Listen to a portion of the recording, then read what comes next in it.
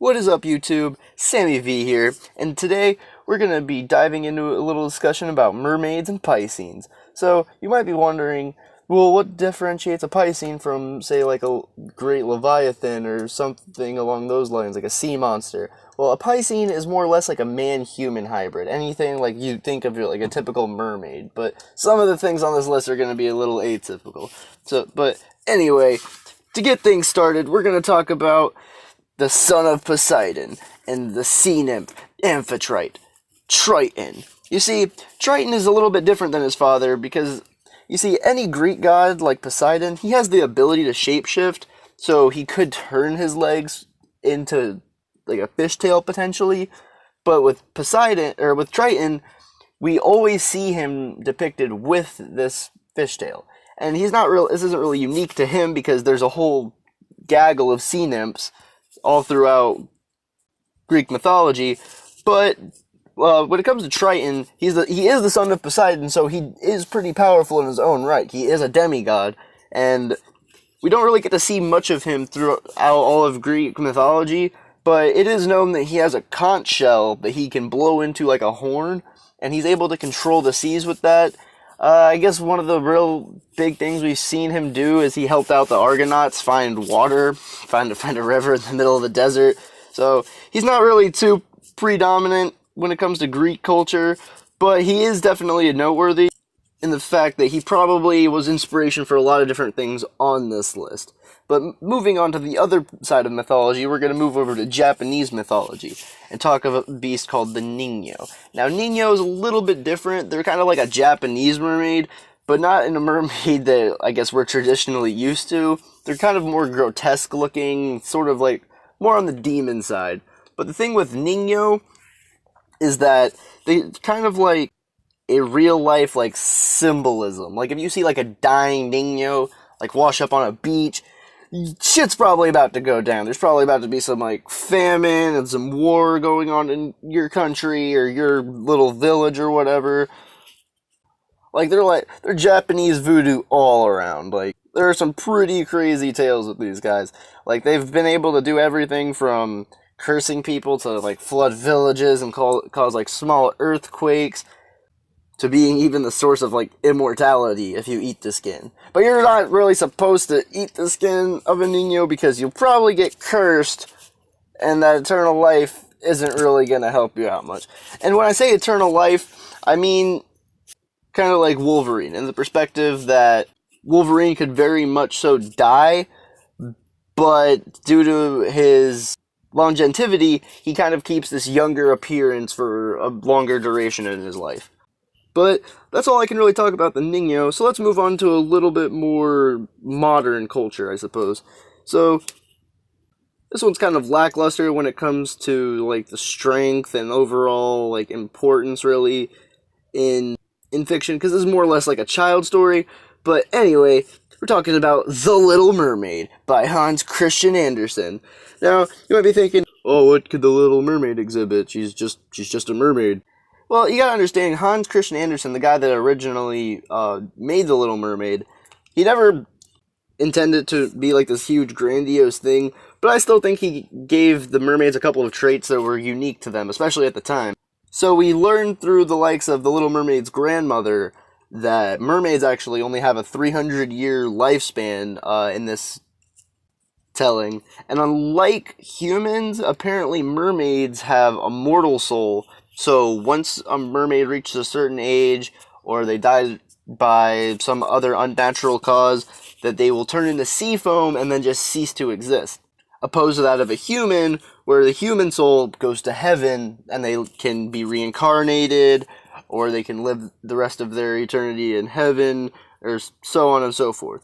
But anyway, I didn't really think she was too like important when it comes to the other characters on this list, but she is a very just important character in pop culture. Like, she's had probably over 4 or 5, she's had 3 films by Disney. I know there's a Japanese, a Russian, and even a different American telling of the story, where they might have different names, or just might refer to her as the Little Mermaid, because in the original story, she wasn't called Ariel, as we're used to. And if you've never read the book, and you only know the Disney telling, I can understand why you'd be a little confused. But the original version was pretty messed up. Like, when she sold her soul to the Sea Witch, or her voice rather, she sold her voice to the Sea Witch to get feet. She didn't just get feet. She, like, it felt like she was walking on, like, razor blades whenever she walked. So she was so in love with this prince guy that she was willing to endure walking on pins and needles and, like, razor blades, basically, whilst just going about her typical day. And she couldn't talk either, so it's not like she could, like, scream for help, like, my feet hurt.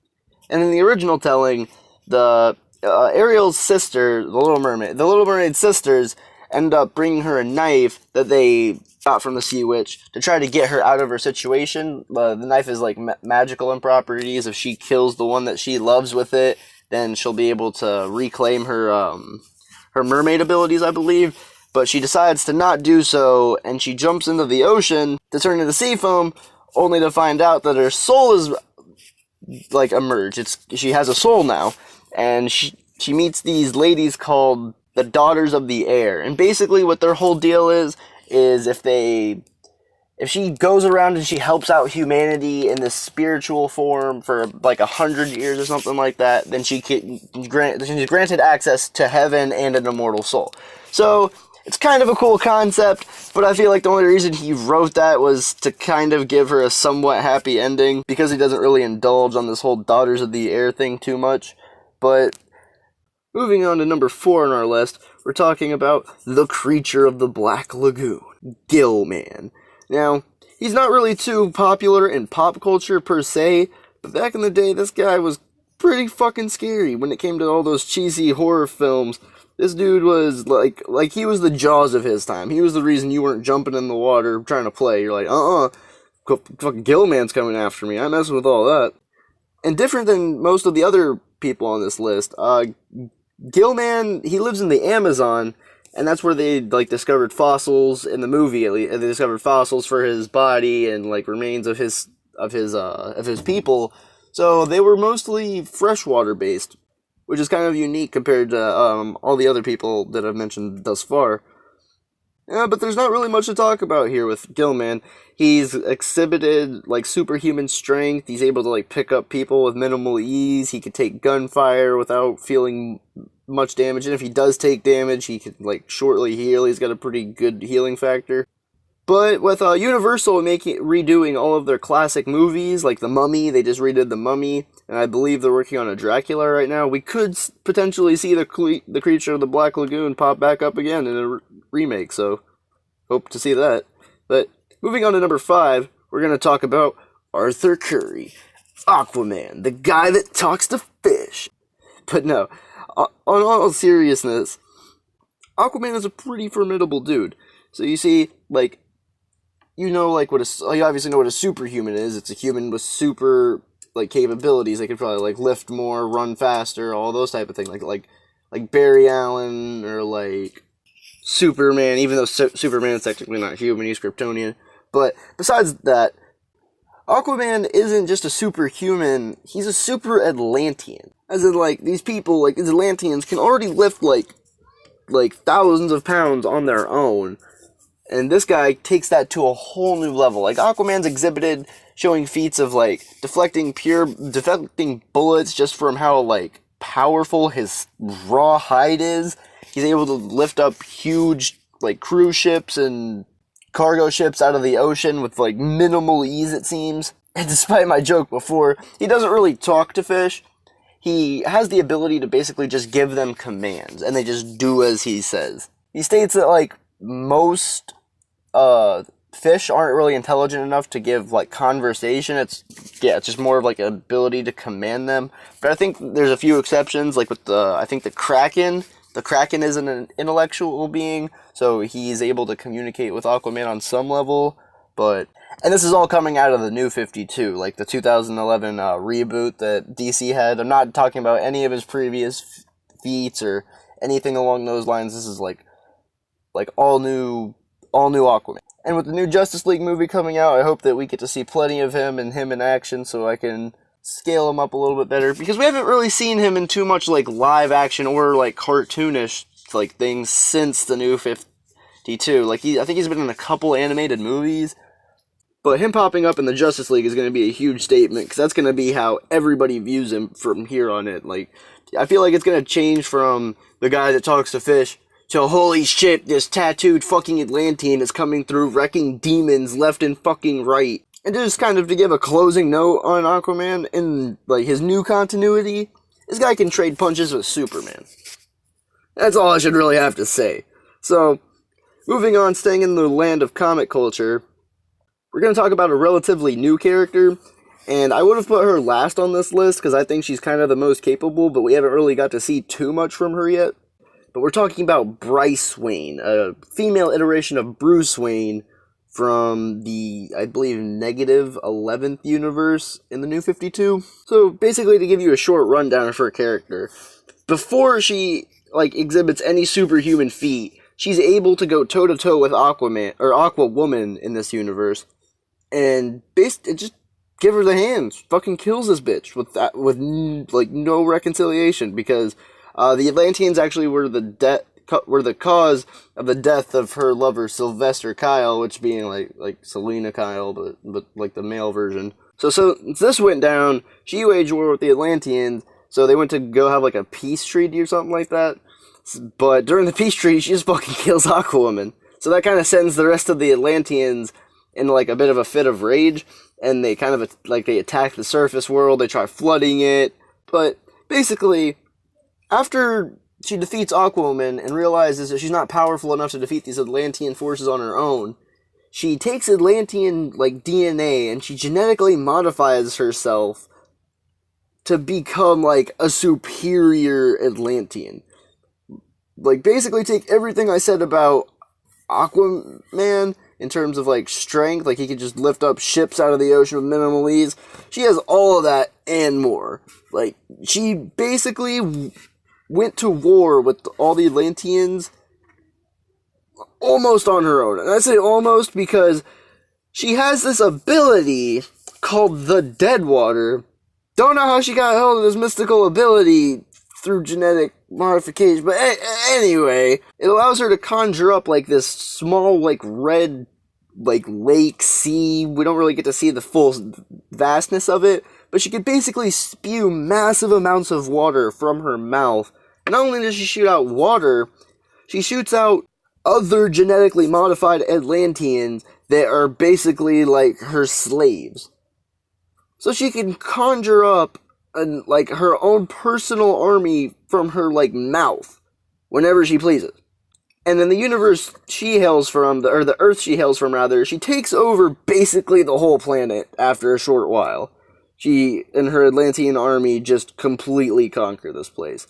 And then after she gets transported to the main DC continuity with the Aquaman I was just previously talking about, she just gives him the hands too. Just fucking tosses him to the side like he's basically fodder. So again, I think she's probably the most powerful person on this list in terms of just her her personal ability.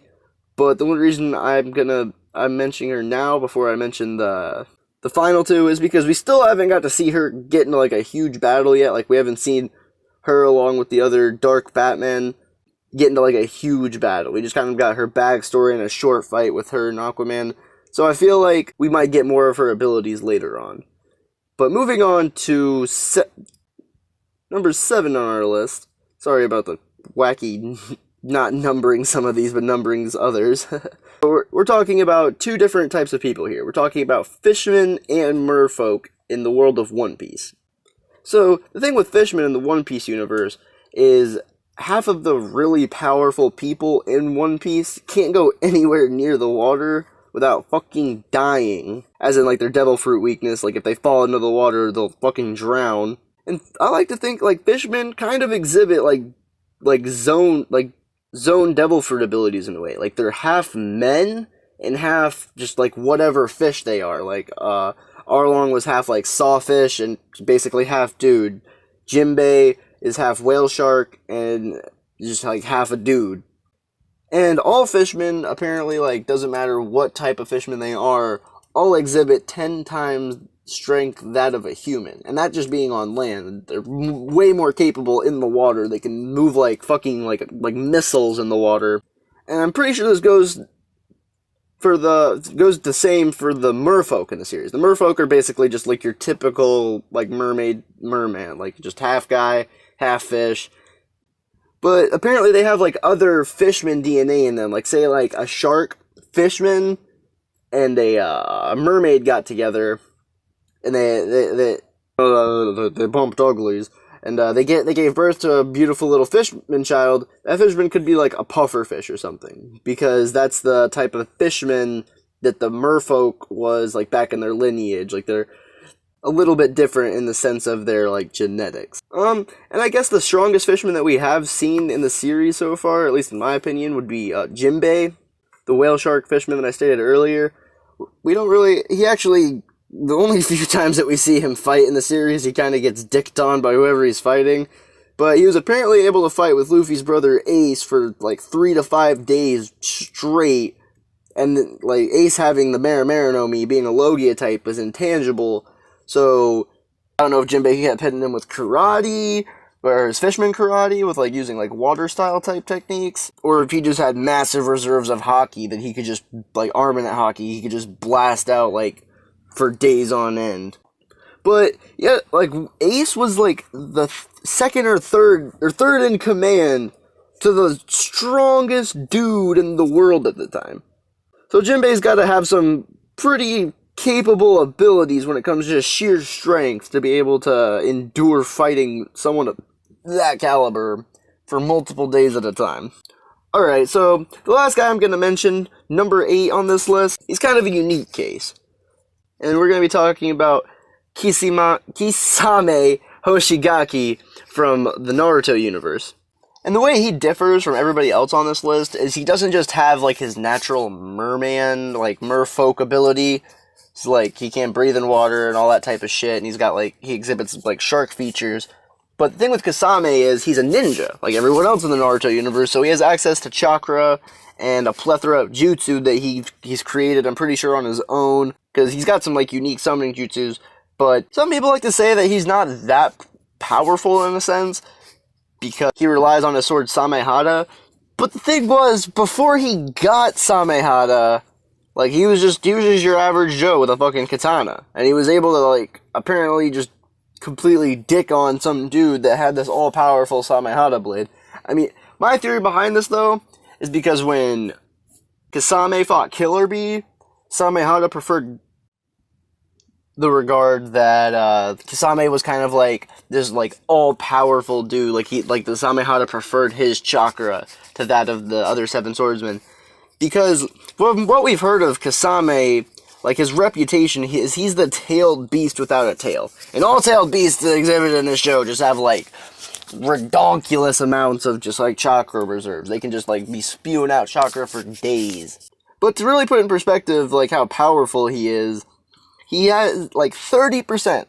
His 30% water clone, like 30% of his chakra, could take on the likes of Might Guy and his entire team, be it like Lee, Ten, and Neji. And he could fight Guy in his 7th gate form pretty well before he ended up getting defeated, before his clone ended up getting defeated. And Kasame's got his own personal like plethora of jutsu. Like he's got he can summon sharks. He's got like a shark bullet technique that like summons this giant water shark around him, and he can like, I'm pretty sure like do different things with that. Like he could use it as more like a melee attack, or it can like shoot out actual bullets. But actual bullets, not like actual water bullets. But I think this dude's most terrifying ability though is what he exhibited against Killer Bee in their fight. So this dude can basically just spawn in like a small lake, probably like a mile or some shit like that in diameter. And he's the center of it. He's the epicenter of it. Wherever he moves, that's where this little lake moves. So if he's fighting you, and he's just like knocking your shit in, just like standing next to you, like trying to hand-to-hand combat you, most likely you're not gonna make it. Like you're gonna drown before he actually defeats you through physical combat. So that's all I can really talk about with Kasame, is he's just an unprecedented beast in every sense of the word. Like, I feel like without chakra, he probably wouldn't be as crazy powerful as he should be, but I don't know. So, anyway, if you like this video, don't forget to like and subscribe, and this is actually going to be the first thing that I upload to YouTube, so any insightful criticism or any better editing software that you could recommend for a Chromebook, because I'm very limited because I'm only using a Chromebook at this time to make my videos. So if you could leave any helpful tools or apps in like the comment section, that'd be great. And any helpful criticism, I'll take it all, except for you, Jed. He knows who he is. But anyway, guys, if you like this type of video, if you like me talking about all different facets of like creatures in fiction or something like that, leave a suggestion down below, and I'll probably take it in consideration, and we can go from there. But this is Sammy V, representing Eagle Incorporated, signing out.